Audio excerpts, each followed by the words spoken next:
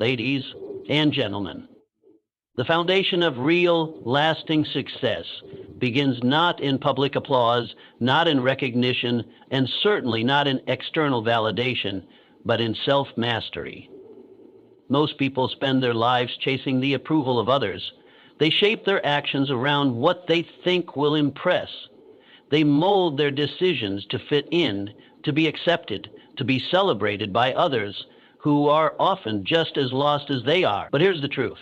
If you don't master your own mind, your own habits, your own discipline, then all the praise in the world is meaningless because you'll still be a prisoner to what others think of you. You cannot rise to your potential while your identity is tied to someone else's opinion. Think about that. If you only feel good when someone compliments you, if your mood rises and falls based on attention, likes, comments, or applause, you're not in control. You've given that control away. You've handed the keys to your own self-worth to people who don't live your life, who don't carry your burdens, who don't put in your work. That's a dangerous game. Self-mastery is the opposite of that. It's not glamorous. It doesn't come with instant rewards. It's quiet, it's internal, it's brutal because it forces you to look at yourself without filters. It requires you to hold yourself accountable in moments where excuses would be easier. It asks you to say, I'm not where I want to be, but I'm responsible for that, and I can change it. Most people aren't willing to do that. Most people would rather pretend. They would rather wear the mask of success than build the real thing. But you're not here for easy. You're here to rise. To master yourself means to become so deeply in tune with your vision and values that outside noise becomes irrelevant. When you have self-mastery, criticism doesn't break you, and praise doesn't blind you. You know who you are, where you're going, and what it takes to get there. You stop being reactive to the world and start becoming the architect of your own reality. This is where true power lies, because when you stop chasing validation, you free up your energy. Suddenly, you're not living for others. You're living for growth. You're not bound by the fear of judgment. You're fueled by your own standards. You stop asking, what will they think? And start asking, is this aligned with my mission? That shift changes everything. It's not that validation is wrong. It's that dependence on it will destroy your progress. There's nothing wrong with people recognizing your work. The problem comes when your drive is built on being seen rather than being effective. Think about the long term. When you're 5 years into building something great, do you want a legacy built on likes and claps, or one built on character, consistency, and self-respect? Self-mastery doesn't happen overnight. It's a process. It means waking up and choosing your growth, even when no one's watching. It means showing up to your goals when you're tired, when you're doubting, when you're invisible. That's how trust is built within. That's how confidence is created. Not through someone telling you you're great, but by knowing you did the work when it was hardest to do. When you master yourself, you become danger. You become unstoppable because no setback can steal your fire. No hater can shake your belief. No failure can define your identity. You are no longer controlled by emotion. You control emotion. You are no longer pulled by distraction. You choose discipline. That kind of control is rare, and it's earned every single day. So if you're serious about elevating your life, stop looking outward. Start looking inward. Pay attention to your thoughts, your habits, your reactions. Start holding yourself to a higher standard, not because someone told you to, but because your future demands it. The more you grow within, the less you'll need from the world. Because the truth is, when you master yourself, you don't need to chase success. You become it. Everyone waits for motivation, like it's a magical force. Like one morning you'll wake up, the sky will crack open, and some divine energy will pull you out of bed and push you toward greatness. That's a fantasy. Motivation is unreliable. It's a fleeting spark, not a long-term fuel source. And if your goals rely on motivation, you will fail. Because there will be days, maybe weeks, where you don't feel like doing anything. Days where life feels heavy, where the noise is loud, where you question everything. On those days, motivation disappears. And if you don't have discipline, you'll stay stuck. Discipline is the bridge between goals and results. It's the difference between dreamers and doers. Discipline is what gets done, what needs to be done, even when you don't feel like it. We live in a world obsessed with feelings. I don't feel like it has become a valid excuse. But feelings aren't facts.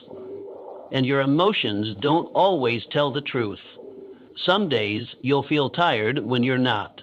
You'll feel like quitting when you're close to breaking through. If you trust those feelings over your mission, you'll sabotage your own potential. That's where discipline takes the wheel. Discipline is showing up to the gym when you're sore, studying when you're tired, practicing your craft after a long day. It's waking up early even though your bed is warm. It's saying no to distractions even though they're tempting. Discipline is a decision, not a mood. It's a habit that compounds. It turns average people into beasts. It turns small efforts into massive results over time. You want success? You want growth? You want peace? Then forget waiting until you're inspired. Start doing what you need to do like it's non-negotiable. That's what separates high performers from everyone else. While most people are sitting around waiting for the perfect time, the disciplined ones are building, training, creating. They don't let their environment dictate their effort. They command their actions, no matter the weather outside or the chaos around them. Think of it like this. Motivation is the match. Discipline is the firewood. You can strike the match all you want, but without the structure, the fuel, the daily reps, there's no fire to sustain you. Motivation can get you started, but only discipline will finish the race. You must stop looking for the easy way out and instead start building routines that reinforce your goals, whether or not you're in the mood. And here's something people rarely talk about. Discipline creates motivation. When you do hard things, when you follow through, when you keep your word to yourself, that builds pride. It builds self-respect. And from that place, motivation begins to rise after the work, not before. You stop needing to feel like it because the process itself becomes rewarding. The goal is to make discipline your identity, not something you try to do, but something that becomes who you are. I am the kind of person who doesn't quit. I show up, I do the work, I keep going. When that becomes your standard, there's no more internal debate. You don't need to argue with yourself every morning. You just move. That's freedom.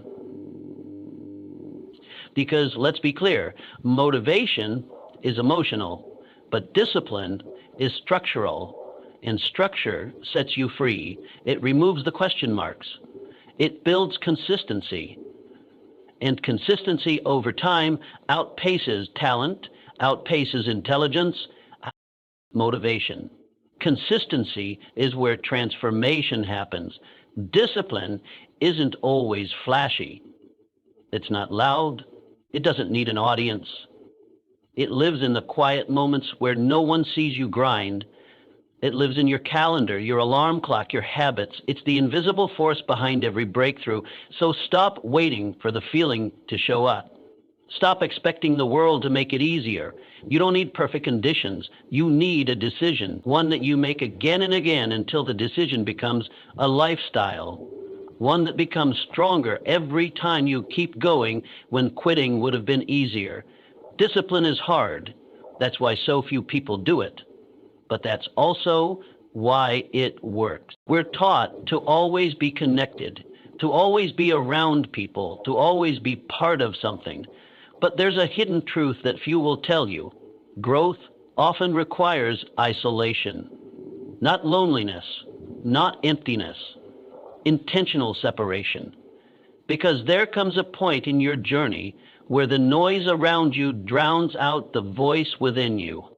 And if you never step away from the crowd, you'll never hear yourself think. You'll never find the clarity to evolve. Isolation is not a weakness, it's a weapon. It's a phase of separation that sharpens your mind, strengthens your resolve, and forces you to deal with yourself. Because the truth is, most people are terrified of silence. They're scared to be alone with their thoughts. They keep themselves busy, distracted, always plugged in, because if they stopped for just one moment, they'd have to face the uncomfortable questions they've been avoiding. But those questions are exactly what lead to transformation.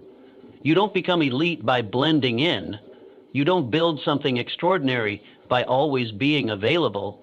Sometimes you have to shut the door, cancel the distractions, say no to invitations, and sit with yourself. To study, to train, to build, to work, to heal, it's in those quiet seasons, when you remove the world's influence, that you start to see who you really are and what you're really made of. People will misunderstand you. They'll call you distant, cold, antisocial. Let them talk. This is not their journey. They don't see the blueprint you're building in your mind. They don't feel the pressure you carry or the future you're fighting for. You're not being rude, you're being focused. There's a difference. There's a time for collaboration, yes, but there's also a time for solitude. A time when the only person you need to hear from is you. Because let's be honest, growth is uncomfortable. It brings friction. And that friction, that tension, is rarely welcome in the comfort of the crowd. People want you to stay the same, to be predictable, to stay within the version of you that fits their expectations. But when you isolate, you break those chains.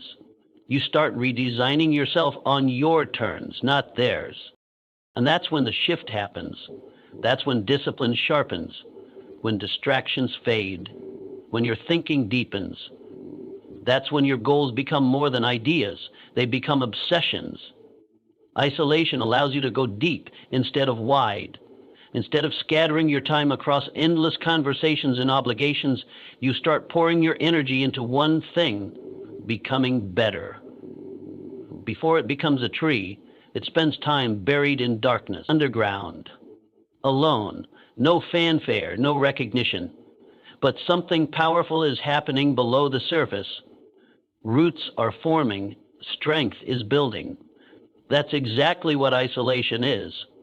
It's not the absence of growth. It's the foundation of it. The problem is, people are addicted to stimulation. Their phones, their feeds, their social cycles. Constant access has created a world of surface-level thinking. And deep focus, deep discipline, deep work, that doesn't happen in the noise. That only happens when you disconnect, when you block out the world, even for a short time, and go all in on your mission. Isolation isn't permanent. It's a season, a phase, a necessary step. You don't stay there forever. But if you never go there, you'll always be operating at half capacity, because you'll never develop the mental strength, the clarity, the hunger that comes from being with yourself and facing yourself.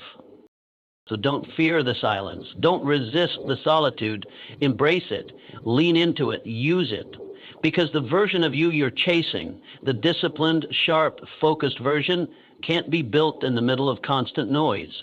That version requires you to step away, to sharpen in the shadows before you shine in the light. Isolation is where warriors are forged, where thinkers become leaders, where creators turn into legends. So if you feel like you're alone right now, good. That's the sign you're in the right place. Now use it. Build, grow, focus, and when you come back into the world, come back unshakable. The world will always try to convince you that success is about beating someone else, that life is a race against everyone around you, that your value is measured by how you rank next to others. But the truth is, real growth, real mastery, real greatness doesn't come from comparing yourself to the world. It comes from competing with one person and one person only, the one in the mirror.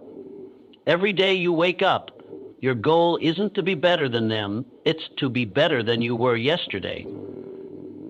That's the game. That's the only game worth playing. Because everyone else's path is irrelevant to yours. Their timing, their wins, their progress, it has nothing to do with your purpose. But the mirror doesn't lie. It reflects who you are today and dares you to improve tomorrow. Comparison is a trap. It poisons your focus. You start looking sideways when you should be looking forward. You start questioning your pace, your journey, your potential just because someone else got there faster.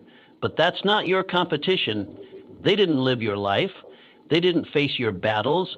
They don't carry your vision. Stop making other people's progress your measuring stick. It's a waste of energy that could be invested into yourself. Because when you compete with others, you chase validation. But when you compete with the mirror, you chase growth. You don't need to be number one on someone else's scoreboard. You need to be number one on your own. That's the shift. That's what elevates you.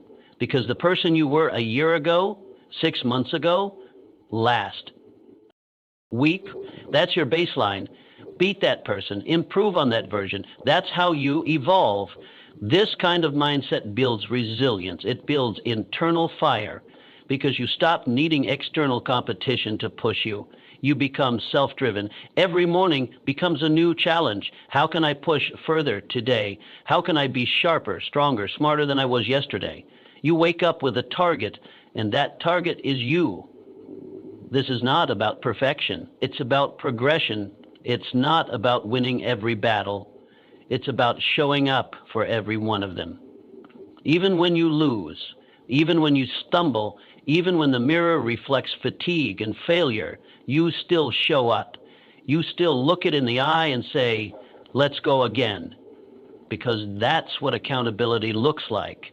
It's not shouting your goals to the world.